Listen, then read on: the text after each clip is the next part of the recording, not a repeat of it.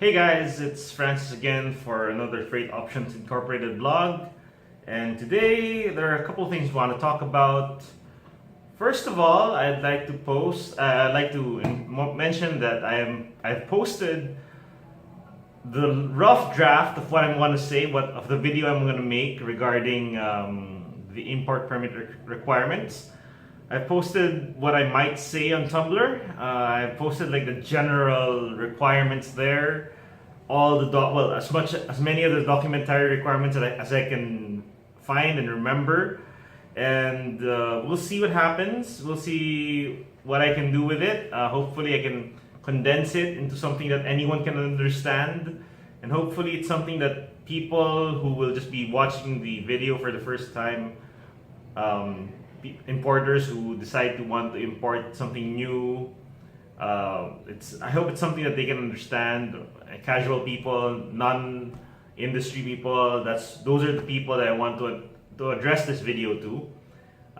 Admittedly, the post itself is very technical. It's very listy. There's a lot of lists of documents that will be discussed in that post, but I do hope that when I make a video, it'll be condensed. It'll be easier to understand.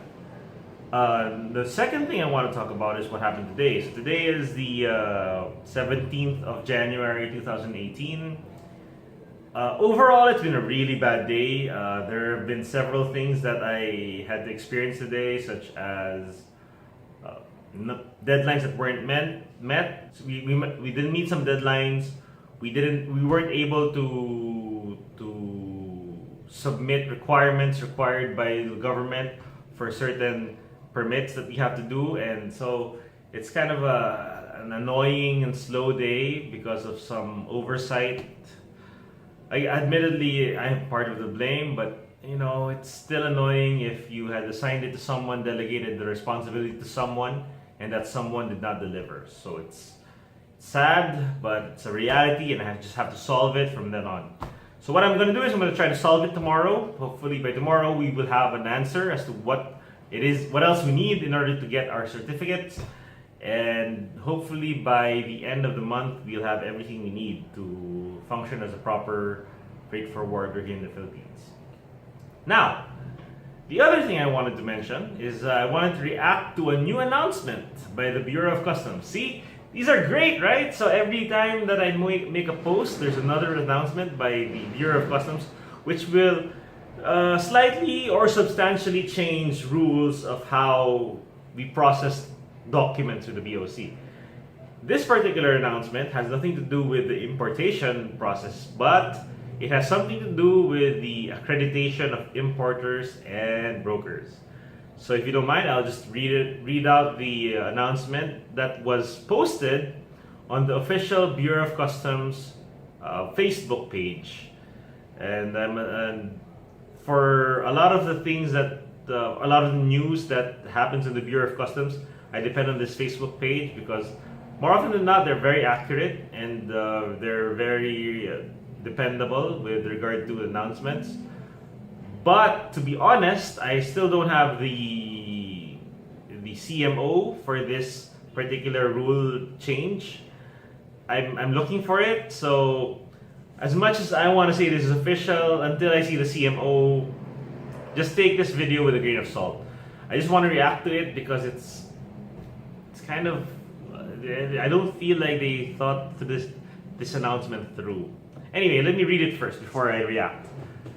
So, the Bureau of Customs PH Facebook page posts that the BOC amends rules on importers and brokers accreditation. So, it says, in a bid to eradicate consignees for hire and fly-by-night importers and brokers, the Bureau of Customs chief has now the sole authority to approve or disapprove the accreditation of importers and brokers.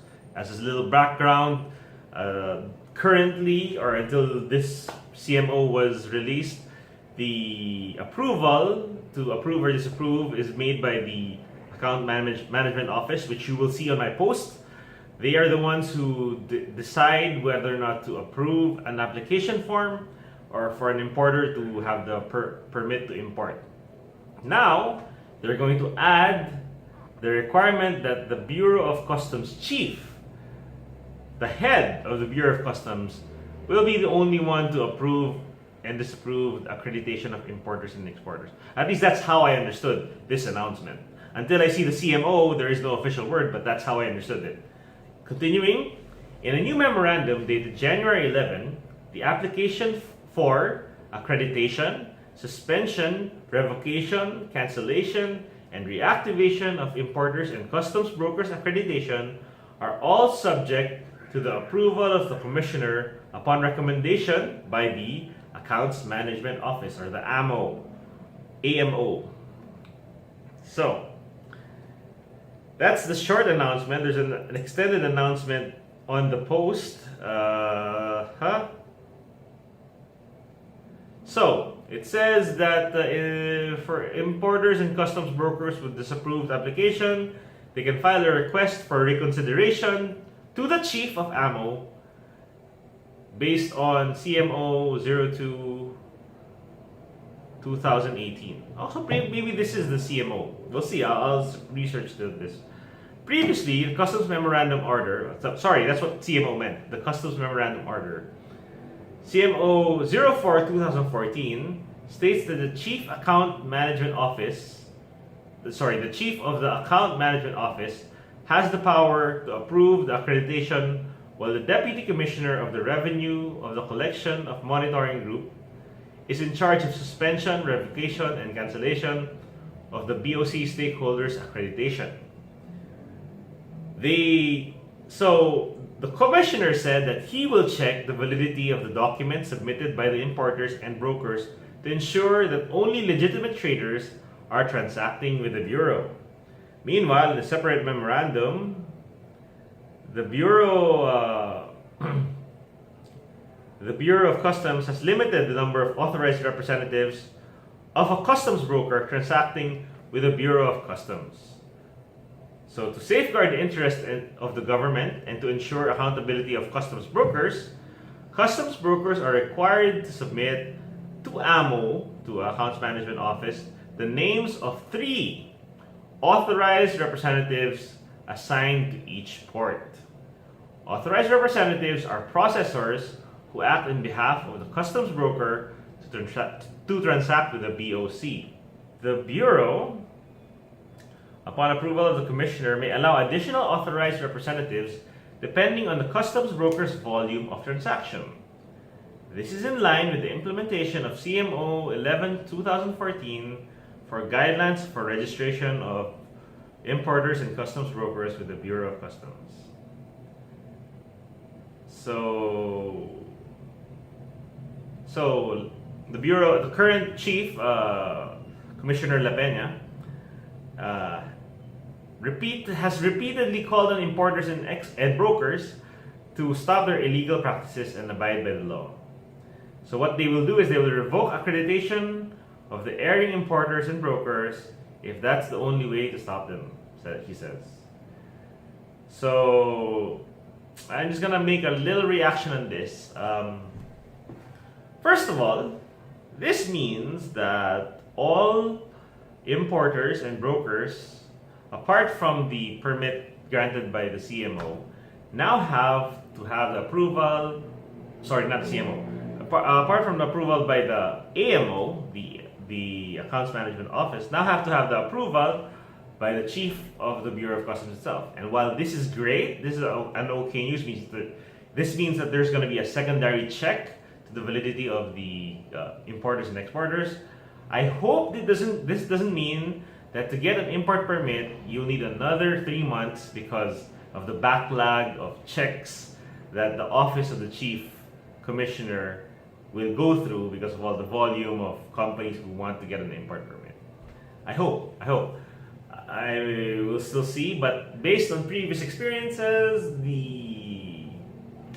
this may cause more delays in the securing of an import permit, making it harder for importers to register, and it's overall bad. What I feel like is another step, a redundant step to what's already being implemented now. The purpose is great, don't get me wrong on that. It's just that I hope the execution of this will not cause more delays to already importers who are having, a hard time getting import permits. Okay, number two, apparently this new CMO also will limit the amount of processors who can process for a particular broker. Now, this may be a problem for a lot of brokers who will have several companies or who are servicing several companies, because this means that before they're allowed to have more than 3 processors per port, they will need the approval again of the commissioner, which may or may not, I don't know, depending on how they execute it, may or may not take a long time to get the approval. This means there will be now a big limit as to who the processors will be per broker, which I will assume this will be a problem especially for those brokers who service a lot of different clients. However, this is also consistent with the line of the Bureau to remove brokers in general from the experience of importation. So while it may be detrimental to us as forwarders, as service providers, as one-stop shop companies, I understand that they're trying to do this in order to curb any corruption that happens in the Bureau. Corruption happens because sometimes the brokers will just assign any person, just any guy off the street, to process for them, and they will just get a certain commission or a certain fee just to sign a document that they are the broker. So they have millions of, or not millions, but like 100 processors maybe, or tens of processors processing several documents, and all they have to do is sign and they'll get some sort of cut from the process. Not really screening, not really limiting or regulating the people who are importing or who are importing on their behalf. So most of the time, because of the number of processors that and shipments that each broker has to sign, they don't really screen their clients anymore. They just want to get the money, and then they release based on whatever is paid to them. So I understand the purpose of this CMO. Now the question is, so does that mean we need an extra set of brokers now that we have to hire our own brokers now? Or does that mean that we don't need to hire brokers at all? Because now Customs is really encouraging that no brokers be used in the process of import release or customs release. I don't know. So that's just my little reaction. To be honest, my personal take on it is I understand the purpose of the law, but I hope, again, like in the previous video, I think this might cause delays again, which I don't like anymore, because we have so many delays already. The Philippines, the system is always down. God knows what else. So I'm not a fan of this CMO. I see the point, but I'm not a fan. Hopefully their execution is much better than what's being written in the CMO, and hopefully no delays happen. And we'll see. I'll make maybe another reaction video after, when we've gone through all of the processes, and I'll give a little rating as to whether the CMO will work. And if I read correctly, which I will be reading again, I guess this is the CMO 02 2018. So we'll see. So until then, that's all for tonight, and good night, everyone.